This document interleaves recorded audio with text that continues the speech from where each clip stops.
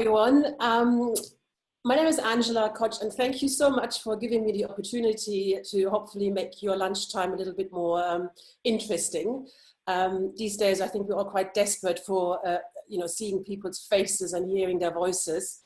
So this Zoom has, I think, for me personally, kind of also saved humanity in the last few months. I am calling today from the Isle of Wight, as you might have picked up.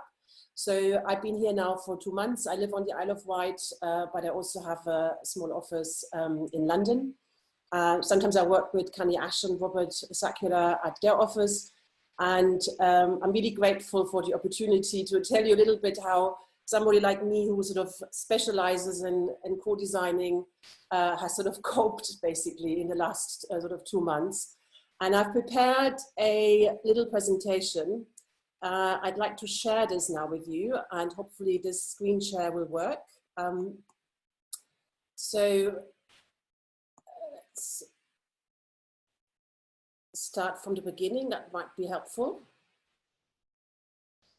Yes. So my topic today is very closely to the event topic, co-designing with local people in times of physical distancing. And I think we all have sort of in the last few weeks, maybe kind of struggled with the idea how we're going to do this sort of, if not in the long term, but at least the next few months, how we're going to do our work. And I thought I should start with this picture. This is a demonstration in Israel a few weeks back. And it's a wonderful picture, I believe, taken by Toma Appelbaum. And it's a protest on Babin Square. And I think what I take from this is the hope that if we really want to meet and we have to say something and we wanna have our say, we will find ways how to gather. Just keep that as a backdrop, basically. Where there's a will, there will be a way. Needs must. On the other hand, in terms of co-designing, and perhaps I will focus a little bit on working on planning applications over the last few months, why should we bother? I mean, given that co-designing neighborhoods and homes and streets is even in sort of the normal old world, it wasn't considered essential to work with your community, because it is not a statutory requirement. And some might take the view that, you know, now that we have COVID-19, maybe we should just all stop doing it altogether, because it's not an essential part of our way of working, at least in legal terms. I think we should consider specifically, in particular now, work with communities, because it is a civic right of a functioning local, to be, as a citizen, being part of a functional local democracy. You really need to have a way of influencing your environments. And a sort of second point maybe is about the individually and collectively, we have gathered an immense amount of experience how our homes, our streets and our neighborhoods work, and work well, and in some regards probably not work so well. Because we all been basically sitting in our homes more or less in the last sort of 2 months. And the world around us has very much slowed down, but it is also has become much more climate friendly. And maybe we can learn from this, but it is a new world. Hence our expertise as experts is probably a little bit less relevant. And the experience of people in their homes and neighborhoods has become a little bit more relevant if we were to design this sort of new features or layers or versions of it. And then as a third point why we should bother with co-designing, the planning service is still continuing. And I think design scrutiny is more important than ever. Then from your own work experience, you know, your design teams, the officers, the committees, they will often now work from home. The survey work that we, well, if we had commissioned it, it's probably quite patchy and probably not reflective if you conduct a survey now of what the reality is. And again, reality in a few months' time or in a year's time might be very different to what we now consider being sort of our relevant constructs of reality and how we assess impacts. And some of you know me work. This is sort of these two pictures reflect a little bit my my perfect way how a day at work goes. So you're basically around the table. There are probably 50, 60, 100 people in a room.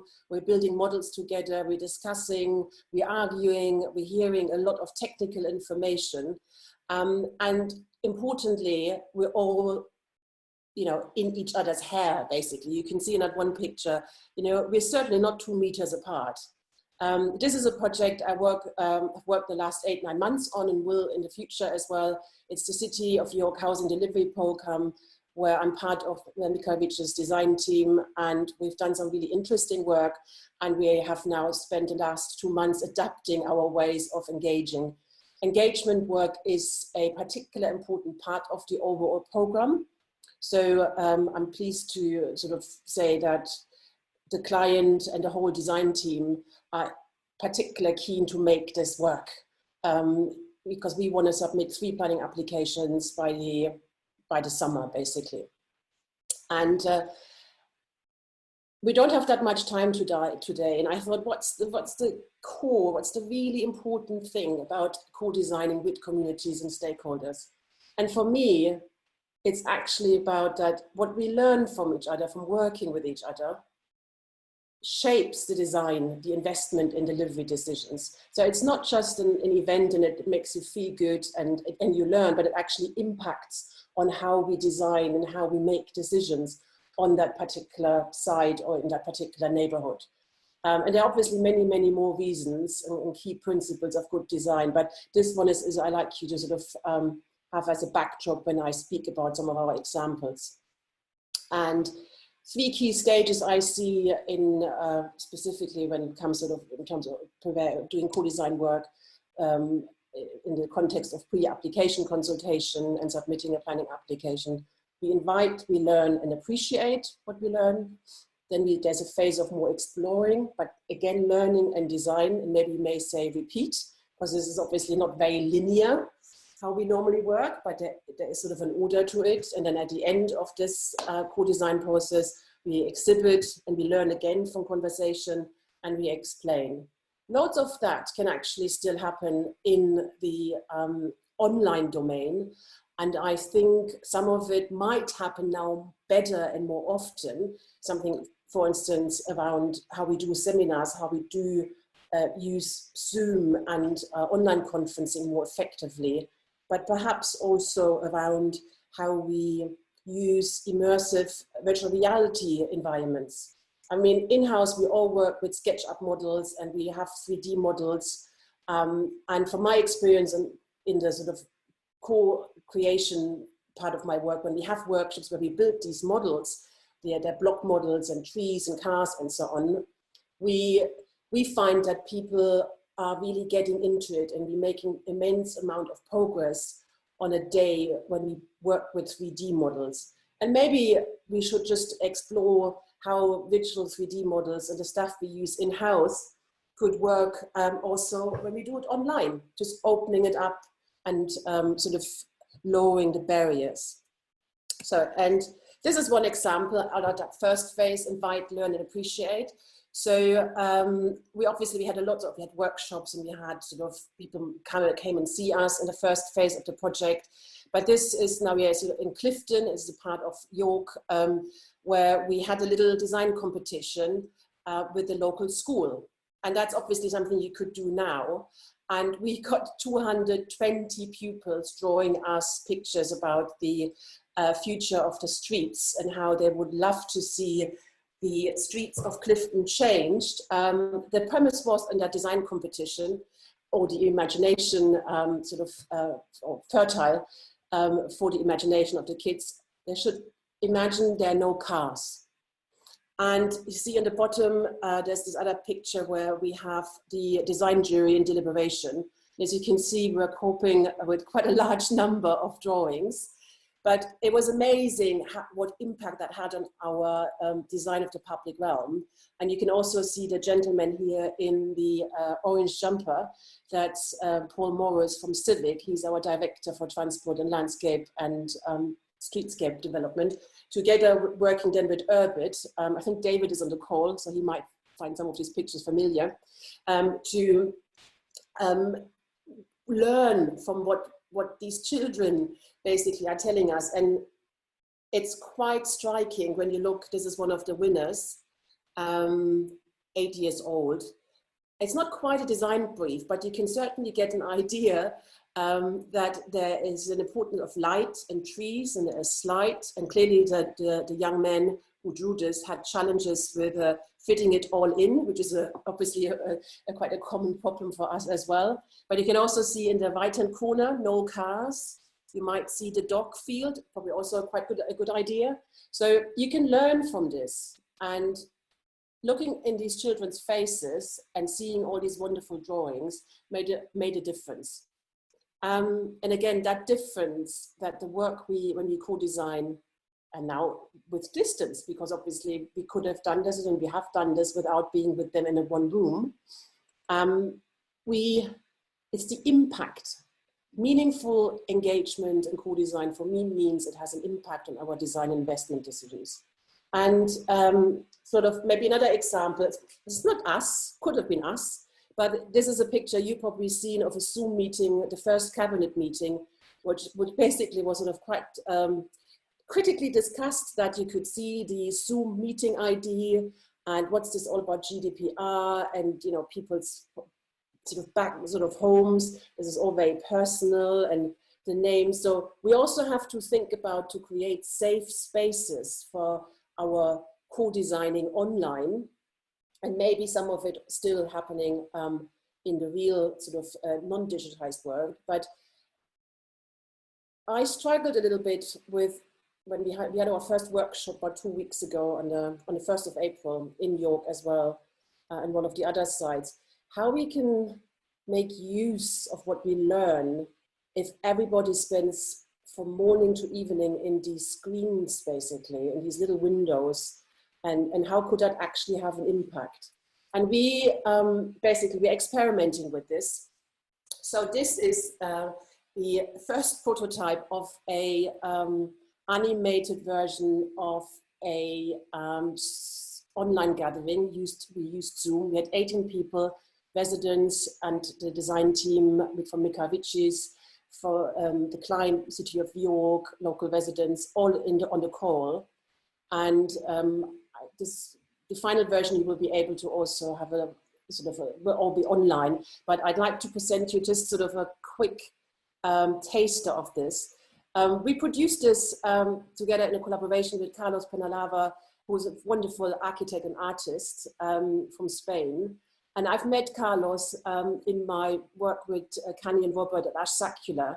And some of you may know that Ash Sacula is particularly keen and have done quite amazing work in terms of how animation can be part of how we communicate architecture, placemaking, and then in a way, sort of immersive storytelling. And I'm, as a co-design practitioner, are particularly interested in this. And this is sort of my first venture in using the technique. And now I try to present this to you. I hope that will work. This is only 2 minutes long, so bear with me. And it's the beginning, and it's still a bit rough and ready. Now this didn't work. There you go. Now it should work. So it's a bit of a sound break. Welcome everyone. This is our first City of York Housing Delivery Program online gathering. My name is Angela and I'm your host for today. Thank you so much for joining the discussion. We are meeting today to talk about design of the homes and spaces planned at Ordnance Lane could nurture intergenerational living, working and volunteering. I trust you found the insights shared by our wonderful speakers stimulating and thought-provoking. May I ask Lisa, in her role as City of York project lead for the Ordnance Lane planning application, to kick us off with her initial thoughts, please. Gaining by sharing, connecting in some way, perhaps if it's by the external space or by a physical connection. I know that logistically it's quite difficult because there are some beautiful mature trees there which we're trying to retain. So that might be something that we sort of look to challenge our design team to try to resolve. It's like a staircase in the tree, so you can cross from one building to the other. That would be perfect to tap and swing.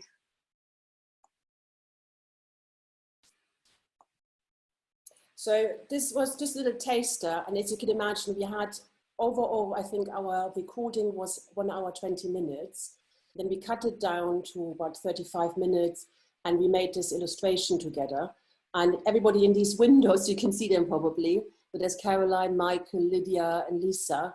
They all speak at some point, and that way, and what was discussed was how you can make an intergenerational space or invite people to engage in intergenerational living and working. And we were basically drawing some of the ideas in the sketch. And that is a means of how we, I believe, hopefully we can report back into the design process and have an impact. So the conversation we had is not just, and I'm not saying that's not, verbal dialogue isn't important, but it's almost, it helps basically to point out some particular key important points maybe made in that discussion, and perhaps also allow people who, from members of the public who take part in these events, to feel a little bit more comfortable next time to come and join an online discussion again, because it's a bit less personal without losing content, because there's always a person or two or three who don't want to have their video taken.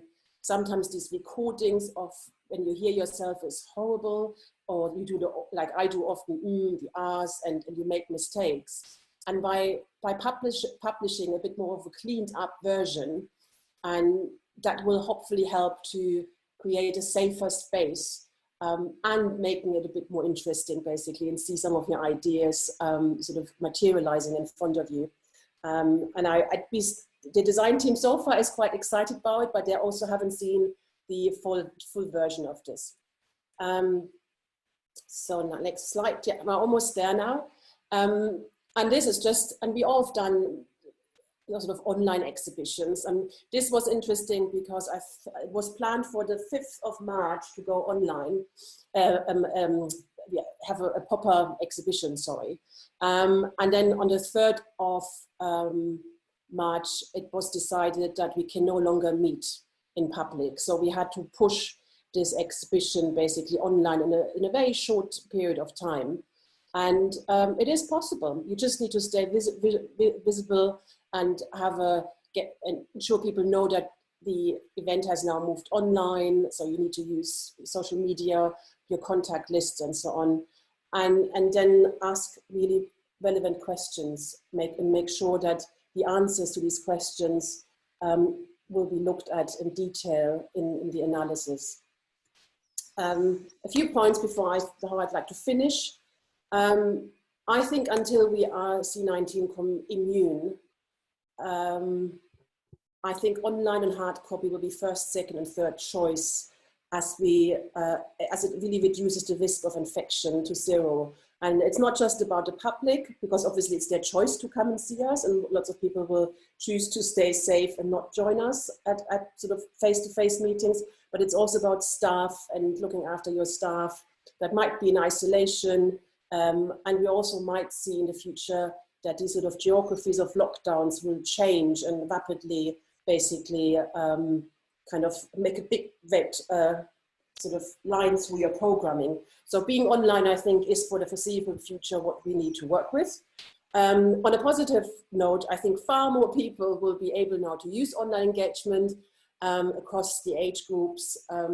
We might work with more with whole households as an engagement group, so not just with the father or the mother or the elderly person or children, but as a whole unit, having conversations, which I think would be really interesting. We might work even more with schools and younger people, and through trusted partners. 2 meter distance, if we do meet, will be the reality, maybe meetings open air because that's safer. And we might even imagine having unmanned exhibitions on our sites and finding ways of receiving feedback that way, in a safe way. There will be probably less people we're going to talk to, but we might have more time to go more into depth with the individual groups we talk to. And I am hoping that 3D visualizations and virtual reality, and there are quite a few tools out there already, will become more the norm than the exception. Also in terms of how clients kind of shuffle and move around their budgets.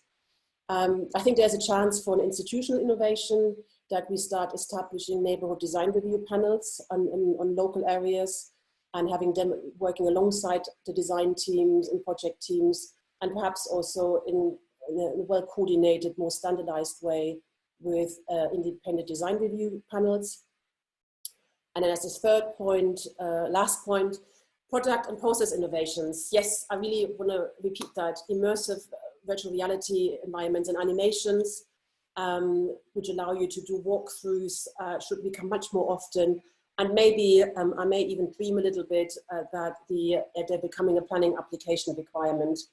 And we also develop some standards around them. So we can sort of sometimes start, I guess, bridging that gap between co-design, planning application, planning committee decision, and then value engineering, build and design contracts, and then the reality, what we see on the ground. So I think there's a lot of opportunity out there to do things much, much better. And I hope many of us will sort of engage. And I'd love to hear a little bit more from you on these points. And hopefully Biljana will manage with the, I think, 70 people who are in the call. I think yes, we have. That might have been me now. So I hope that was okay. Thank you.